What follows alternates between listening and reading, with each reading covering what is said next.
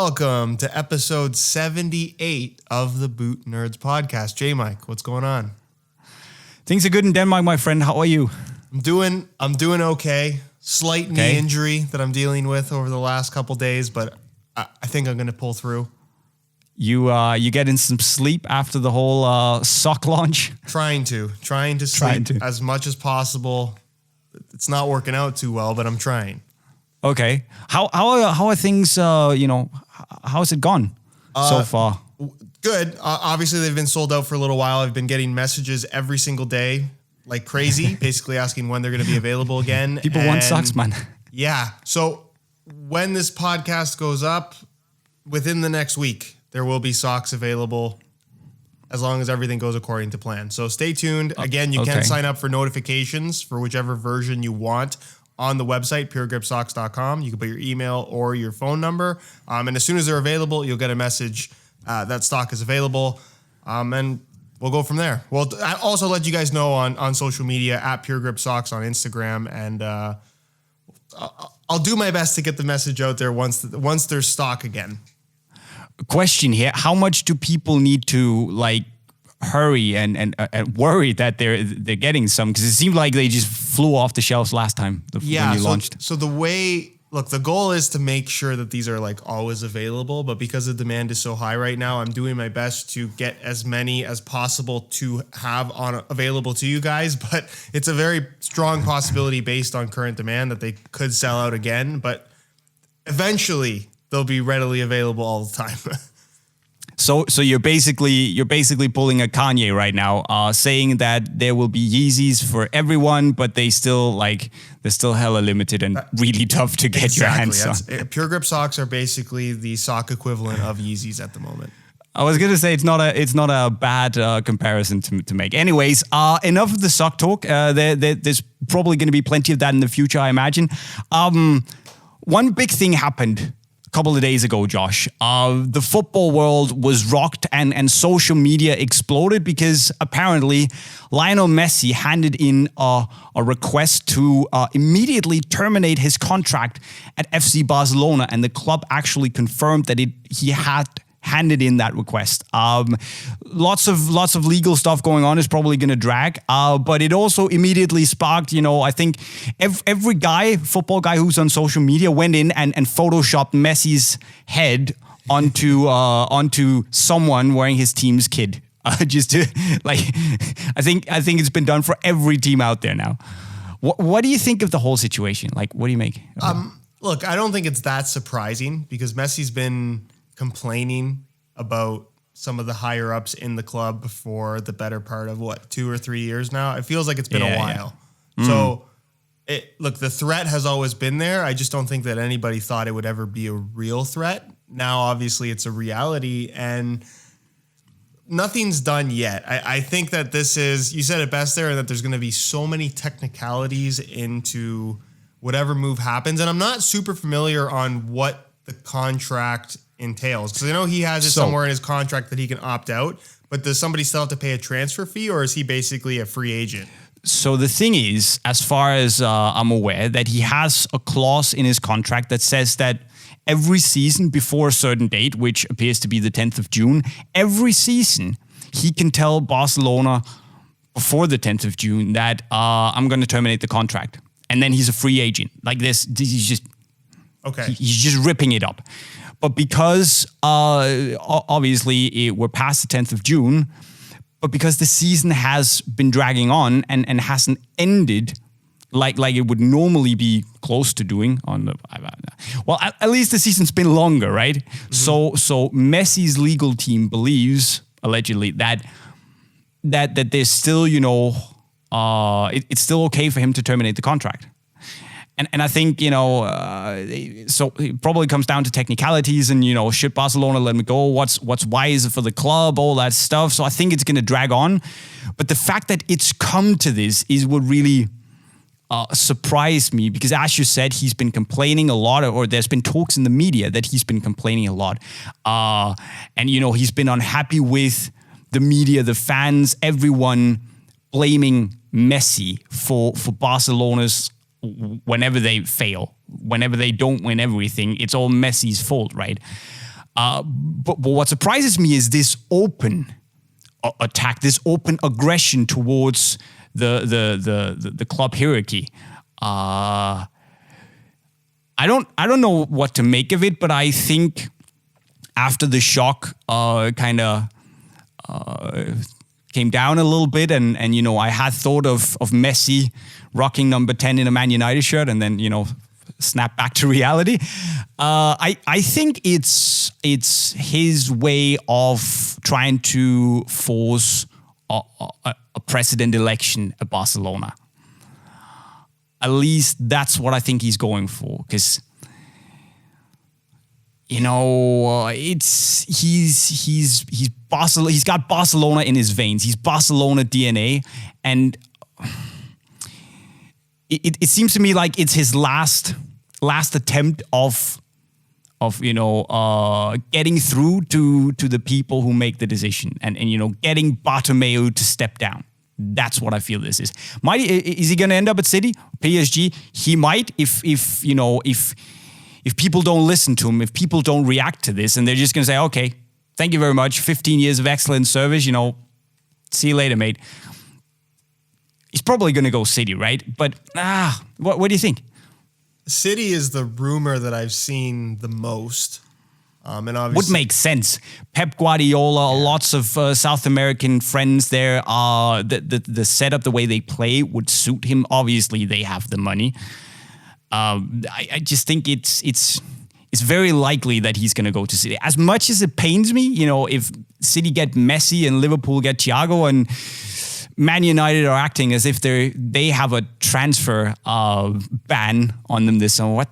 Anyway.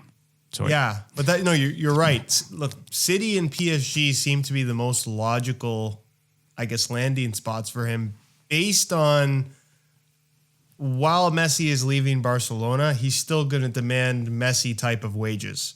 And his wages right now are absolutely ridiculous. Obscene. And COVID has caused financial issues for pretty much all of the clubs. So it's going to be down to the owners being willing to pay, or even having the money to pay a guy like Messi.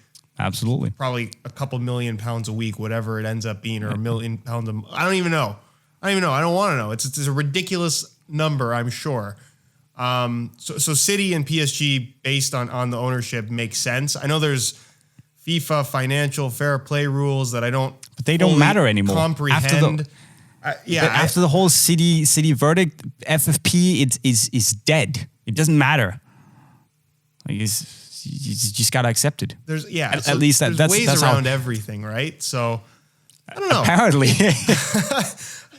I don't see him staying. I think the reason why this goes public is because Messi has a gigantic fan base, obviously, and I feel like, based on what I've seen on social media, there's been very few Barcelona fans that have sided with the club rather than siding with Messi. I think Barcelona fans are arguably more loyal to Messi than they are to actually Barcelona. I saw somebody make a funny tweet saying Barcelona fans have put in their request to potentially switch clubs as well, which is, I think, a fairly accurate statement to make. Whichever team Messi goes to, they're going to have a lot of brand new fans from day one.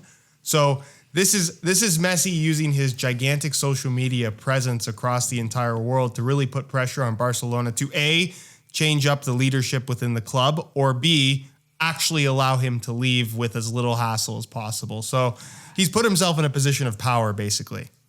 And that's why I think it's putting pressure on the club. Because does he really want to leave? I mean, obviously, I'm not inside Messi's brain. That would be super weird. But I just feel that this is him using like his last. It's like this is the Hail Mary, right? And for me, it's his last attempt of staying, of getting things on his terms, so he can stay with Barcelona and retire. But I don't know. Let's see. It's a big thing, and I guess we're gonna know more when the new season starts, and the transfer window is closing. But I mean, it would be an even bigger shock to see him actually moving clubs. Who knows? You know what though? I'd be very surprised if he stays.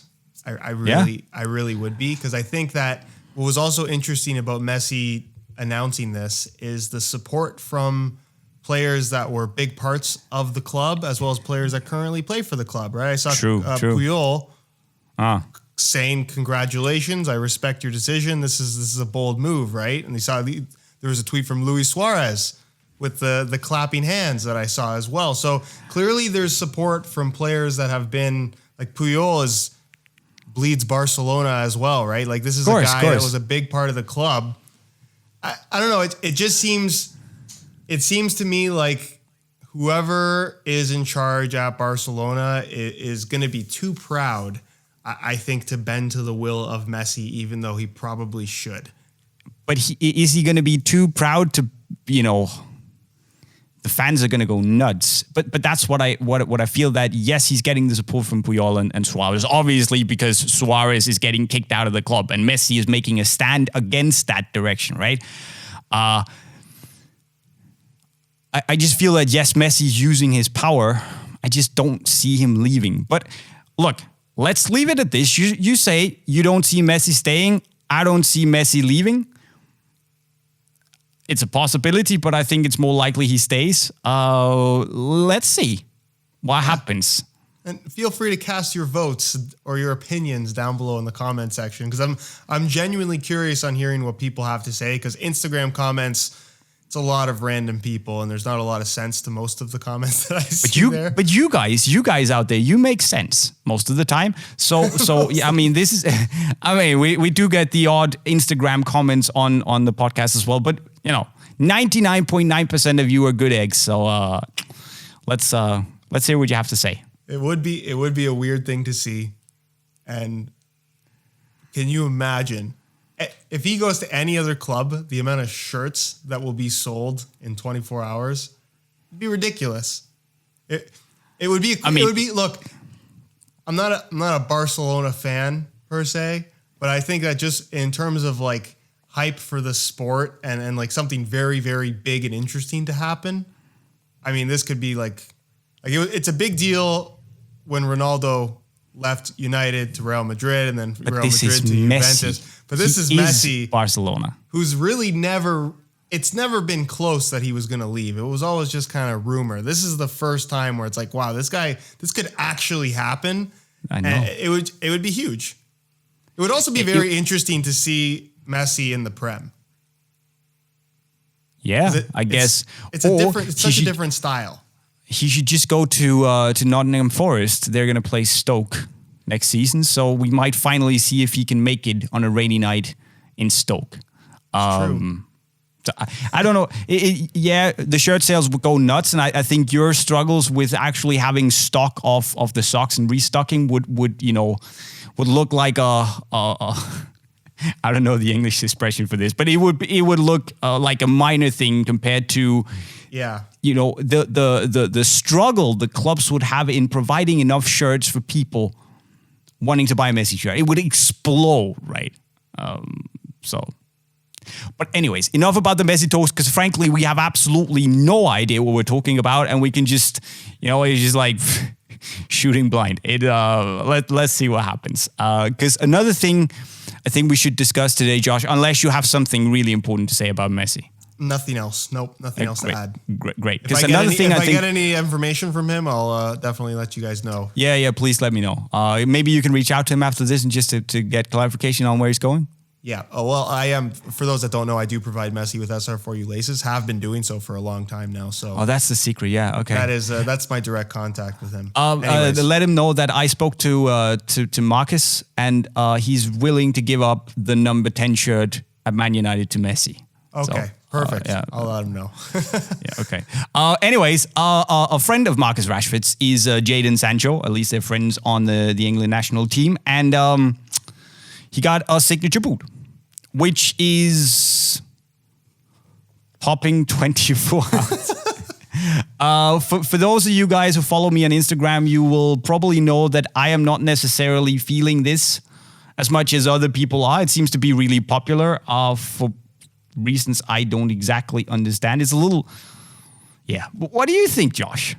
Again, not to bring up Instagram comments and Messi, but I thought it was very funny I posted some pictures of Messi's latest signature, which is blue with kind of this like graffiti style with all these names, even him on the boots. And all the comments were like, these look like they're made for little kids. Who would actually wear these? And then a couple weeks later, Nike puts these out, which have the same general styling. I realize it's maybe not as childish in terms of the graphics as the Messi boots, but you really got to see the Nike Adidas bias that some people have, because some people hated the Messi boots but loved these, and that doesn't make a lot of sense to me.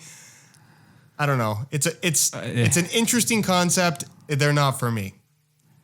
I actually like the concept. I like what Nike have done in terms of the storytelling. I think it's really the whole and lots of people have commented on the Unisport video saying that the whole thing with the Sancho sauce, which Nike explained as, and there was a quote from Sancho himself saying that it's basically his interpretation of talent. Either you're born with the sauce or you're not. Where other people came out and told me that he has actually made up a sauce at his local chicken shop called Sancho sauce. So I don't know what's true and what's not, but I think, playing on that is really funny. I like how they've taken elements and blended it, and it's much of it has something going for it. I just don't like that blue.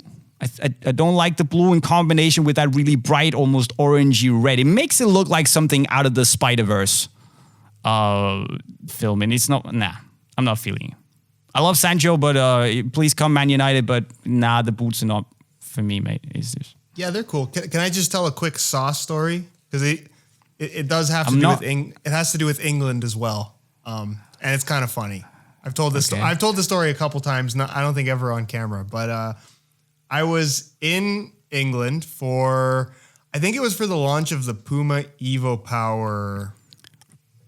Right, the Vigor. The Vigor. It was for the Vigor, and it's like early in the morning. My sleep schedule is all messed up because of the time difference. So I'm at this place right next door to the hotel that sells breakfast, like right when they open. So I'm the first person to walk in, and I order what I thought was some kind of a breakfast sandwich with just bacon on it, right? And I order it, and the lady working there, she wasn't British. She was maybe, I'm guessing, Polish or something like that. I couldn't tell what her accent was. Anyways, she asked me if I want brown sauce on the sandwich, and I'm looking at her. I'm like, what's brown sauce? She's like, brown sauce, and I'm like, you're gonna need to give me more than just the color. I don't know what brown sauce is. And then she's like, well, do you want red sauce instead? And I'm like, what are all the sauces just colors in England? I'm like, sure, I'll take red sauce. Turns out red sauce was just ketchup. I still don't know what brown sauce was, but you would never hear that. Like, there is a name associated to the sauce. We don't just call it by a color. I don't know. I thought it was a very funny thing. Right. Could have been HP sauce or Worcester sauce, whatever they call it. I don't know. I don't know. They love their sauces. Yeah, they love their sauces over there. But anyway, cool concept. I actually like a lot of the details. The whole Superfly trims thing on the collar. I mean, I dig it, but maybe I'm too old. Maybe I don't have enough sauce, but it is what it is. They've been really flying off the shelves. Very, very popular. What I think will also fly off the shelves are these. So these are properly cool, in my opinion. Longtime viewers of the Bootnerds podcast know that I'm a big fan of the Vapor 4, even though it doesn't go down in history as one of the greatest Mercurials ever. But the Vapor 4, from colorway to colorway, I think had the greatest collection. Like, there was just so many good colorways. And that one in particular, while I'm not really a pink boots type of guy, they're just so cool. I guess the criticism I have is the lightning bolt swoosh, which I like it. I got to be honest. I just don't think that it stays super true to the original because of that little detail. But in general, man, they did a really good job. They're super nice. I totally agree with you. I was looking, I actually didn't bring it down. It's on my desk. I was looking at the original Vapor 4 Berry, just the normal one. I borrowed it from our friend, the boot professor, Joma. But I was actually looking at it, and the color is slightly, it's going to be difficult because there are different materials and all that stuff. But they've, looking at them side by side, they've They haven't nailed it, but it's really, really close. I agree with the lightning swoosh. Probably should have been the normal Superfly 4-5 style swoosh. That would have been cool, but that's also a little bit of a Ronaldo thing, right? For his signature boots, he loves that Superfly 5 big toe swoosh.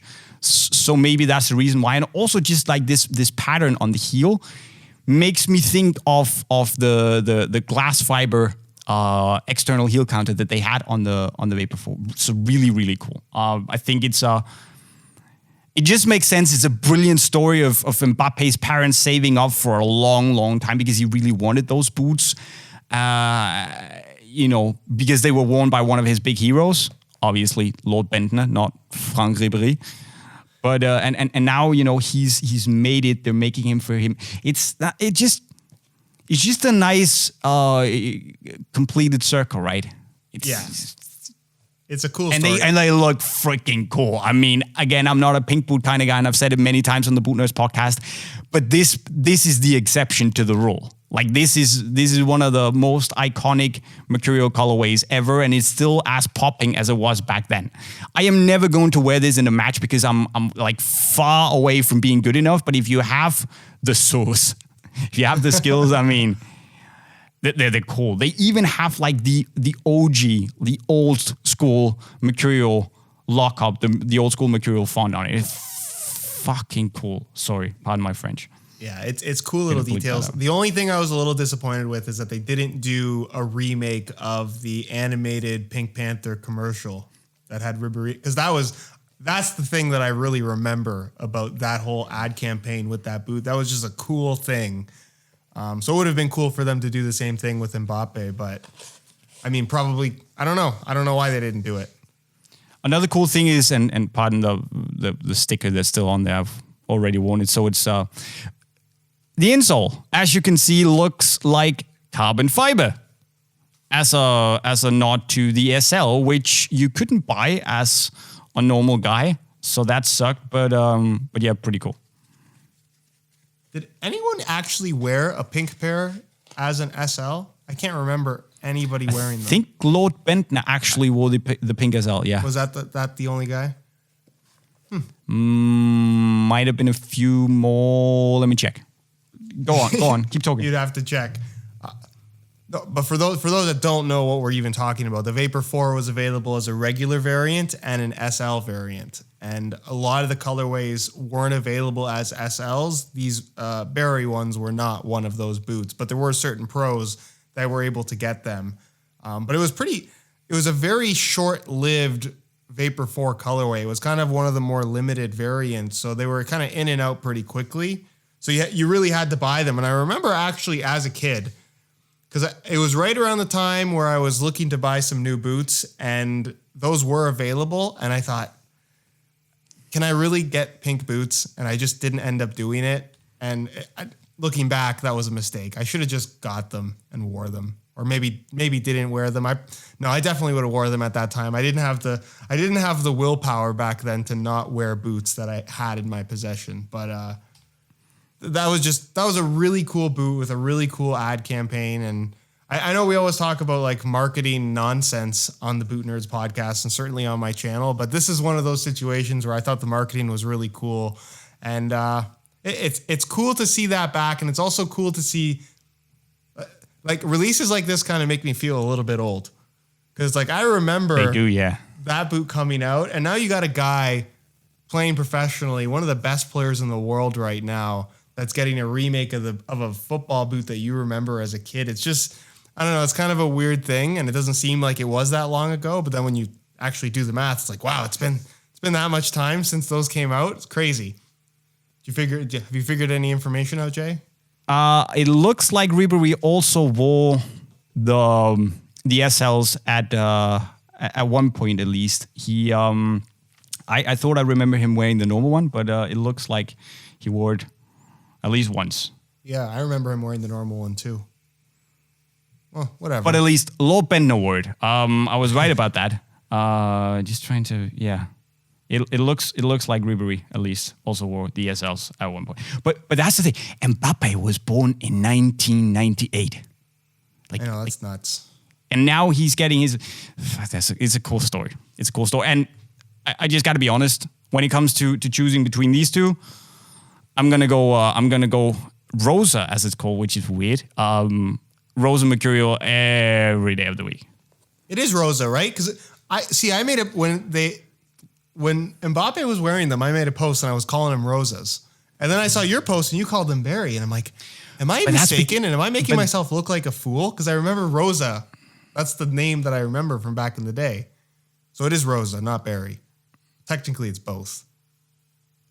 I have always thought of them or remembered them as the Berry, but I'm actually not sure what the official name was. Let me just have a look again. Good thing I'm at the computer. Before Berry, because that's the thing. But another thing about, Nike came out and they when they revealed them, they said that they were inspired by the pink Superfly 4s, which was odd because he's probably not inspired by the pinks. You know the colorway I'm talking about, right? I know exactly. With the black outline swoosh. Black outline, yeah. Like I know Derek DL Boot Room posted about it, and I was like, no, it's not. That's never been the case. So they should get a new copywriter or just someone who actually knows boots. But Berry. I mean, it was being used. It was being used back then as like we were talking about it as Berry. Other websites who like use official information mention them as Berry. So I guess it's kind of. Well, I'm looking at the official Nike press release, and they call it Rosa. From back then? Oh, I don't know about back then. I'm just talking about now. Oh, I don't know how. Oh yeah. The new one they're calling Rosa. I mean, there's no doubt about that. But I mean, it's just like. All right, this is a dumb research project that we're doing live on the podcast. So I think we should stop. This information is so not important. It's ridiculous. But I will say that Mbappe, very, very good start to his signature boot line between this one and the, what was it? The Crow Green or something like that. Yeah, fantastic. Both really good. He's got a Ninja Turtles one and a Pink Panther one. Can't wait to see what's next. And on that bombshell, I think it's time we move on to a section we've kind of not forgotten, but we haven't been as good to you guys as we normally are. Questions, Q&A, and to make amends for not being the best over the last couple of weeks, we have a lot of questions. Josh, do you want to start, or should I take it away? You can start, but also if you do have a question that you'd like us to answer in a future episode, please leave it down below in the comment section, and we might answer it. Go ahead, Josh. So, Vinuka Fernando, Hey Jay, and Jack Sparrow, if you had to take one boot back from the present to the past, for instance 2010, to influence the boots created after you showed it to them, which boot would it be and why? In other words, I understand this as which boot would you love to influence a current boot? Oh, geez. So we're taking a boot that's available now back to before 2010 to try and influence the current market way earlier. Yeah. Okay. Well, I can tell you right now, I'm not taking back any laceless boots because we had them back in 2006. I'm not taking any more back. Right. You know what? Here's kind of a weird pick. I think I take back a Flyknit Ultra. I think that would be cool because I think that the Flyknit Ultra was a really nice blend of the super light direction that we would eventually see in 2010 anyways with the F50 Adizero. But then it introduces a knitted upper that I think really did feel like a pair of socks, but also had the unique twist of adding some kind of a texture and a grip element all in one upper. Where I think that a lot of the knitted or sock boots that we've been seeing lately are kind of just knitted uppers with no real added twist to them. And I think that the Flyknit Ultra had this really cool combination of a bunch of modern tech that worked well together. So that, as far as like a future of football boots and speed boots especially, I think that was a pretty cool one. I would take back, and I think that's a brilliant thing. I'm gonna see your Flyknit Ultra, and I'm gonna raise you with the OG F50 Adizero, because to me the Flyknit Ultra wouldn't have existed without the Addy Zero. I would love to take that back because, not necessarily because of the up or anything, but because of the tooling, the sole itself, which Adidas managed to make so light that it sparked a completely new era of making soles, outsoles, toolings, whatever you want to call them, full football boots. Like this revolutionized, not only because the boot itself was hella light, but this half-boarded outsole was just such a big achievement, such a big step in the right direction that I think a lot of people don't realize how much it actually meant. That it really is probably the one boot I would take back for people to learn from back in the day. Yeah, that's a good answer. You know what else would be kind of cool is if you took a modern Mizuno Morelia and you brought it back to the days of like the Copa. And you gave them this football boot that looked very similar, but was like way lighter and way less bulky and just like the new Morelia compared to an old school Copa. Nothing against the old Copa. They're still great, but there's such a big difference despite them looking so similar. I think that'd be an interesting reaction to get from people. Or, you know what? I would really like to just take like these pink Mbappe boots and bring it back to like the early 90s and just see what people would react. Yeah, I like that. And now I'm mentioning the F50 Addy Zero from 2010. We shouldn't also forget that the Morelia Neo also came out in 2010. 2010, yeah. That's a boot that does not get the credit it deserves for how big of an impact it technically had. It just didn't get the credit at the time. True. Yeah, take that back. Take that back to the Vapor, or even further back to the Mercurial R9s in 1998, and like. You don't need to make like a synthetic leather. Just make this. You can do that with kangaroo leather. You know what? F50 Addy Zero, Marco Müller, you legend. I'm gonna take that back. Mizuno Morelia Neo. Take that back to 1998. That would be interesting for sure. Right. Okay. Next question. Hi guys. Would you rather pick the GTs or the low cut Predators? Oh. I know what you're going to say. You're going to say Preds, right? Yeah, I would say Preds. Even though I think the GT might be a little bit more of a comfortable boot for me. Because as we talked about in a previous episode, I think that the upper of the Pred is fairly unextraordinary. Not that the Phantom GT upper is particularly extraordinary either. But I just find it, I think it feels a little bit better on feet. Even though the shape and the fit is not exactly what I would like it to be. But just in terms of feel and what, I guess, unique aspect or performance characteristic that the Pred offers over the Phantom GT, I'd personally go for the Pred. Yeah.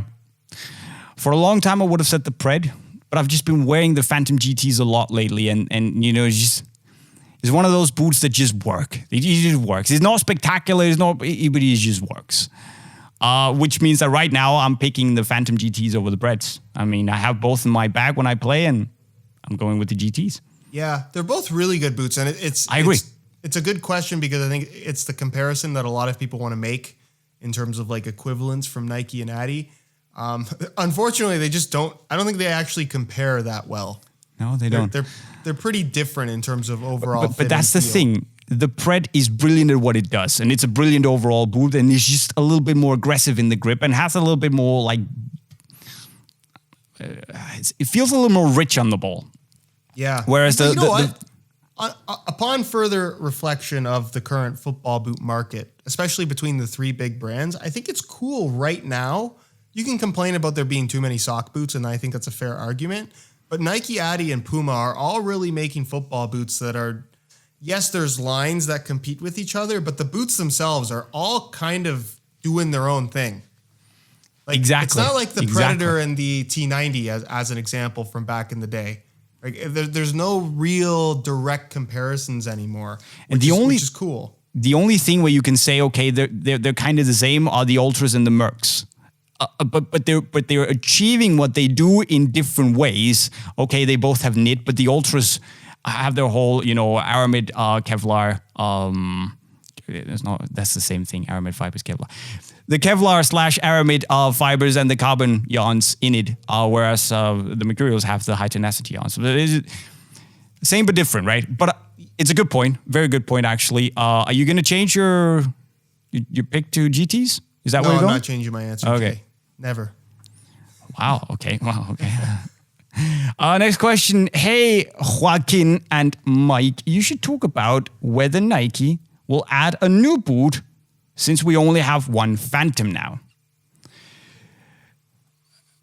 I've been asked about this a lot. Should Nike have two Phantom? Because I thought that was super confusing.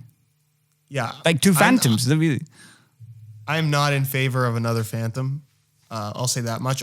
I'm all for them having a fourth line and maybe even doing something more experimental. I think that's cool to see, but also kind of rare to see from Nike.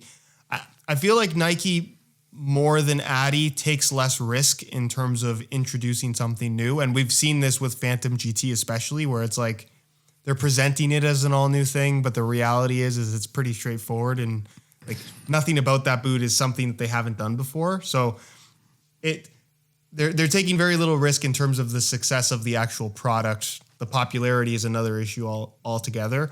But I would really like to see something like along the lines of the CTR 360. I think that would be cool to see, like a true synthetic upper rather than another knit. But would because that we obviously work? already have the leather with the Tiempo. We have knits with the Mercs and the GTs.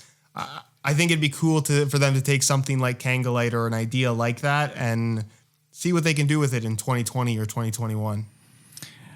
I see where you're going. I think I'd probably like for them to introduce, like, how do I put this? Basically, like having an experimental boot, like you say, but not making it a line, but more having like, I'm saying like a lot, I realize, but having a line or spot for experimental, disruptive boots that are just, it could be that Mercurial Air Zoom we saw earlier in the year. Could be that. It could be the Flyknit also. Just make a few more of them, constantly just playing Mercurial SLs. I know they're not going to, but that was a good example of how they just do random stuff for the sake of innovation, seeing if it works. That would be really fun if they had like an experimental line that wasn't called the Hypertouch or whatever you would call it, like the Uber 3000 something. Do you know what I mean? Not necessarily a set direction of where it should go, but the only direction should be that it should be new and fresh and weird. Yeah, I think the obstacle in that, because you bring up the SL series that Adi used to do, and I think part of the reason why they were able to do the SL series effectively, and when I say effectively, I mean cost effectively for the brand, is they're taking a pre-existing mold for the sole plate, which is the most expensive part of the football boot, and slapping it on a different upper. And then changing the material of the upper most of the time isn't a big deal. With Nike right now, aside from the Tiempo that still has a traditional kind of football boot construction with a solid sole plate, the way that they've done this split sole on the Mercs as well as the GTs, I don't think lends itself very well to them using that tooling on other concepts. No. So it's just like, if you look at the Flyknit Ultra, the upper is completely new, but the sole plate was something that was pre-existing that Nike already had basically paid for with the Vapor 11 and the Superfly. So I agree with you. I think it'd be really cool to just have Nike go crazy on these experimental football boots to see what we get. But then at the same time, I think you're going to end up with situations like the Flyknit Ultra where you have this amazing product that a couple thousand people can get their hands on, and that's it.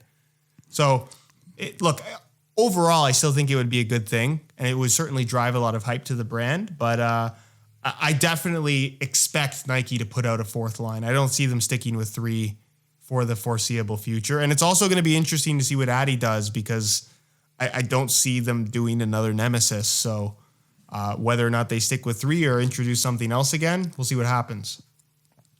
It wouldn't be, historical developments would suggest that whenever the big brands are, either adding lines or cutting lines, the other brands follow. So there's like a trend in the market, right? Especially in these times with pandemic and stuff, you might want to cut your portfolio down a bit. Puma having technically 3, 2.5. Nike have 3 now. I could see Adidas also just narrowing their focus a little bit. But let's see. Let's see what happens. Anyways, interesting discussion. Another question from the Arnie C91. Glad to see you guys back. Thank you. We're glad to be back. Just wondering what your thoughts were on the regular Neo 3 Beta Elite, so the made in Indonesia one. I ordered them by accident, thinking they were MIJs. -1 bootner points. Curious to see where you rank the non-MIJ model against the other top-end models from Nike, Adi, and Puma. And I have to make a confession here. I have not tried, nor even held the Elite version of the Mercurial Neo 3 Betas in hand. For one simple reason, and that is because they don't range them in Europe. We only get the Japan version of the Neo 3 Betas in Europe. Yeah, that's how it goes. I haven't tried them yet either, and there's a little bit of confusion around that boot because it looks like, based on what I can tell, a lot of the early samples that were sent to retailers for them to have pictures ready for launch day, the boot had a regular tongue and a regular lacing system, kind of like the Mercurial Neo has always had, where I'm seeing pictures of later colorways and it seems to have a one-piece construction very similar to the Beta with some knitted material filling in the middle. So I'm not sure how different or similar the made in Japan version is versus the made in Indonesia version, but I mean, based on how they look, it doesn't appear to be that drastically different. I'm sure the quality is not quite as good, but even all the made in Indonesia Mizuno products I've tried have all been still top notch. So the way I understand it is that, and people probably already know. So the way I've seen it is that they've taken the classic U-throw from the previous Mercurial's standard lacing system, but then they've basically taken from this point, added the little knitted collar around the part where you step in. What do you call that in English? The ankle area. The ankle area, yeah. So basically that and the heel tab is still knit, but it's basically they've kind of cut it in half compared to the Japans and just used the old school U-throw there. Yeah. As I understand it, but again, I don't know. I've seen that too in the early colorways, but then the later colorways, it seems to be pictured more like a Beta. So I don't know which is which. Weird. So, and that happens sometimes where retailers just get an early version that doesn't end up being exactly the same as the final product. So I'm trying to get a pair in as soon as possible. And I'll try to give you guys some kind of information in regards to what the difference is. But historically, I've always found that when you're comparing made in Japan Mizuno products to the Indonesian made ones, I've always felt like the Neo line in particular, the difference is more subtle. I don't know if that's true with the latest one, but you're definitely not going to have a negative experience with a made in Indonesia Mizuno. What information have you found? Why am I looking on the Unisport website, looking at the Mercurial Neo 3 Beta Elite Reach Beyond in blue with a sock and a knit collar? Yeah, see, that's what I don't understand. The later colorways have the knit sock. The earlier colorways don't have them in pictures. But I've not actually seen any real pictures of any of them other than just what's on retailers. Yeah, Mizuno, we're going to have a little chat about this. And apparently we do range the Elite model, so that's wicked. But I'm confused. We're going to get back to you, okay? Next question, because this is getting embarrassing. Marcus Allison, hey JayMike, what were the mystery boots in your bag that you mentioned a few episodes ago? And think that would have been the Phantom GTs or the regular Cups. I think. I've had a lot of unreleased stuff in my bag and played in it for all the Mercurial Neo 3 Beta Elites, Japans. God damn it, I'm confused today. It's not a good day in the life of JayMike. Anyway, Jag Yang, I have a question. Now we're going to answer it. Would you choose the X-Ghosted Plus or the Copa 20 Plus? It's a good question. I'm gonna have to let you lead on that because you haven't tried the Nexus. Oh, right. I'm gonna say this: the fit in the X Ghosted Plus is probably the best ever in terms of how close it sits to your foot and that unique feeling that only a laceless boot can give you. However, I would choose the Copa 20 Plus because it does. It's actually the only boot in the Adidas range where I would choose the laceless option over the 0.1 with laces. So I think it does a little better in terms of that because the upper simply moves better as an upper compared to the X Ghosted Plus. It's a very nice boot. I can grab it. It's a very nice boot, but as I've explained, both in the review and previously on the podcast here, when you bend your foot, it kind of creases up a little bit and you get pressure points that they're not deal breakers, but they're just a little bit, they make the boot feel a little plasticky and disconnected from your foot. So absolutely fantastic fit in these, but I probably pick the Copas. With that said, if they took away the 20.1, ghosted 0.1s, if they took away the ghosted 0.1s, would I wear these and be happy? Yeah, I would. So it depends on what you want. Do you want that super paper thin, very, very sleek ballet dancer shoe-like experience? Ghosted. Do you want comfort touch, more an all-rounded approach? Copas. But if I have to choose, I'd take the ghosted 0.1s, just saying, because they're flipping good. Solid answer. Well done. So, another question here from... don't hate me if I mispronounce his name. El Hussein El Aimani. Sounds good. I think I nailed it. Why do people still compare the Nitro Charge with the Nemesis? I know they have some similarities, but the fit and the overall feel are drastically different. And I agree. And I'm going to let you get into it in just a second. But we talked about these experimental boots, right? And for me, the Nitro Charge and the Nemesis are kind of that. Both of them. Okay, we can talk about how they focused on agility and all that stuff, but that for me is not why you can compare them. It's more like it's the one line where they think outside of the mold. So they have the Preds. That's kind of their power grip, whatever you want to define it as. They have the F50 or the X, that's speed. They have the Copa, that is leather, heritage, touch, all that stuff. And for me, the Nitro Charge and the Nemesis kind of represented something where they went outside of their comfort zone, tried new ways of engineering the boots, tried new ways of approaching. What is another area of making football boots that we can make a boot specifically designed for? And that's how I feel they're kind of similar. Also because they're probably were and are the two least popular and appreciated silos on the market. The Nemesis aren't bad, but they're just not as popular, I feel. Yeah. Look, I know you're not a huge fan of the Nitro Charge, but I thought the Nitro Charge was actually a pretty solid boot, and I appreciated how much in terms of features it had that were totally different from any other option available from any brand, not just Adi. It's unfortunate that the concept as a whole didn't catch on, so they didn't really get to build on it for all that long. We got obviously 2 generations of Nitro Charge.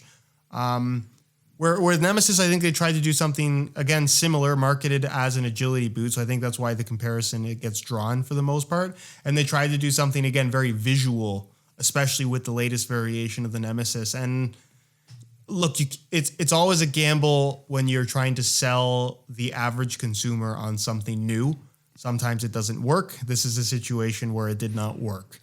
But yeah, I think that's the key to a successful new silo, whether it's a 4th or a 3rd or a 5th or whatever it may be, is that it has to be something that appeals to enough people and maintains their interest. Because I think with stuff like the Nemesis, I remember when those first launched, you talk about the 17 Plus, there were people that were interested.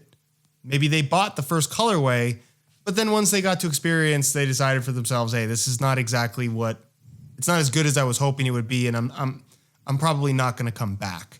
And I think that's important as well, as you have to not only sell people on the concept, but then that concept actually has to provide something that lives up to their expectation. And when they make a second generation and a third generation, it has to still keep evolving if it is their experimental and innovative silo, right? And that for me is where the Nemesis kind of died, because it's the same. It just looks slightly different. And yeah, the way they've engineered it is different, but it's still just based on medical taping.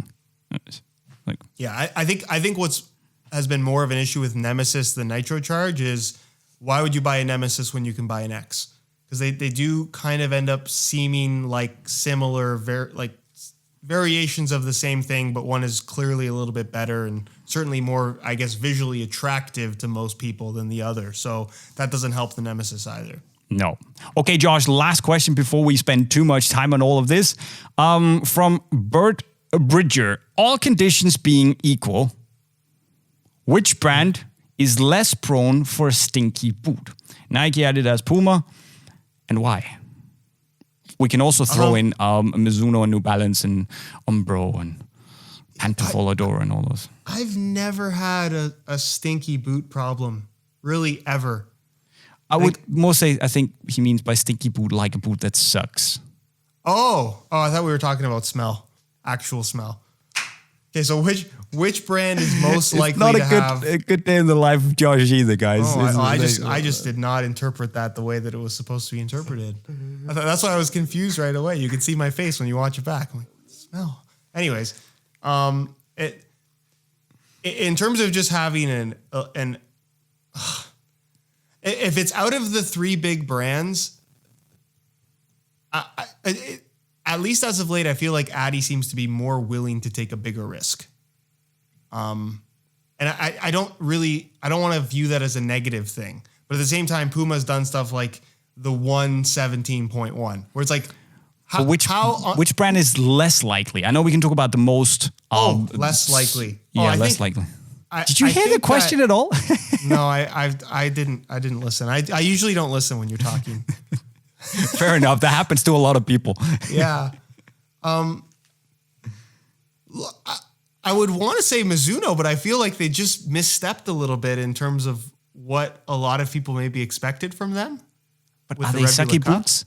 Are they sucky boots? They're not. No, they're not. They're absolutely amazing boots. Look, let's look at it from an objective point of view. Which brand is less likely to make a boot that objectively sucks? I feel like Nike has to be the really pick. Really I think so. When's the last? If we ignore the incredibly rough history of the Mercurial series and the issues with discomfort, what was the last Nike boot that really was like objectively not good? It's been a while. I'm trying to think. Right? But are we just getting biased because they were also popular? That's my question. No, but I'm thinking like maybe what? Opus, the original version of the Opus 2, kind of a weird one. Yeah. But was it bad? I don't fair think enough. It was bad. It was just weird enough. looking. Right? When is the last time in a while? When is the last time Addy made a bad boot? Look, I think that the Nemesis 19 Plus, from a sales perspective and popularity perspective, has been a major flop. But it's not a bad boot. That's maybe that. I know what you're saying. Like from a commercial point of view, yeah, okay, we can also take a look at. Yeah, but I would just say, if we just go through them, Addy, I don't think they've made any big major missteps over the last couple of years. Made like downright bad boots. Puma 117.1 was pretty bad. I've also not enjoyed all of the future. Was it the 4.1 was not my cup of tea. 19.1. I don't know. I think I look at this question. You have to look at this question not just in regards to top end models, but models on offer across the entire brand. Because I think if you're buying a top end boot, it's pretty rare to get something that's truly awful. Like we've talked about some pretty horrific top end New Balance boots, and in terms of like recent history, that would be like peak terribleness at top end price points. But like for the last 3 or 4 years, I don't think there's been anything that's expensive that's been like truly unwearable. And that I think has a lot to do with the popularization of knits and textiles for uppers because they're just so soft and pliable that maybe it won't have the best performance characteristic, but it won't make the boot unwearable. But like, look, even Addy with some of these laceless takedown models that some people get very angry at me for saying aren't very good. They're truly not very good. Brutal. Right? So that to me is kind of why I lean more towards Addy with that type of thing. And not that Nike lately has been that great with the takedown models either. I think that the Academy tier Mercs and Phantom GTs are pretty subpar compared to what we've seen in the past, honestly. I'm gonna interrupt you and say I'm gonna point to Mizuno because no matter what they put out, they're good boots. No matter what they put out, whether it's the Japan version or the Elite version, they're good boots. I've never tried a Mizuno takedown. I have no idea what it's like. They're indoors, flipping amazing. That's going to be my pick. I'm a Mizuno fanboy, I know it, but it's for that reason that you can always count on the quality being like above everyone else. Okay, Jay, I'm going to play devil's advocate here because I think that's a fair answer to say. But you can also make the argument that Mizuno has the least amount of turnover in terms of like changing the boots. Like, fair enough. Yes, we just got the Morelia Neo 3, but with the Morelia Neo 1 and 2 literally ran 10 years. So for 10 years, they changed effectively nothing, which means that you're not really going to have any negative view. The Morelia hasn't really changed in a way that's super noticeable. And really, it's just been the Wave Ignitus, which eventually turned into the Rebula. And let's not forget Rebula 1 and 2, not that great. When the Wave Ignitus went synthetic, not that great. What? I don't know, man. What? The Rebula 1 wasn't good. What are you talking about? I don't know. What?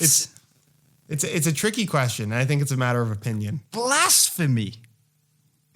But fair enough. You say Nike, fanboy. I say Mizuno. I keep it real.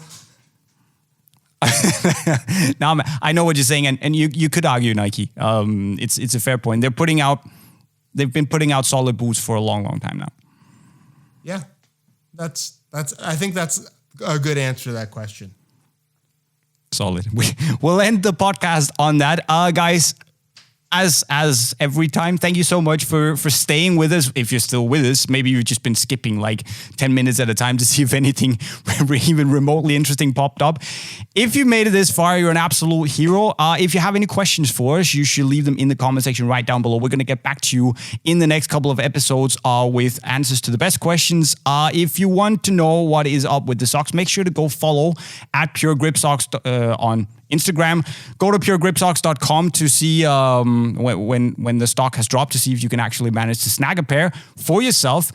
Also, make sure to go subscribe to the Boot Nerds podcast by clicking the white bubble in the middle of the screen. And with those words, I've been JayMike, and I approve this message, but not Josh's slating off the Rebula 1. Thank you for watching. Bye now.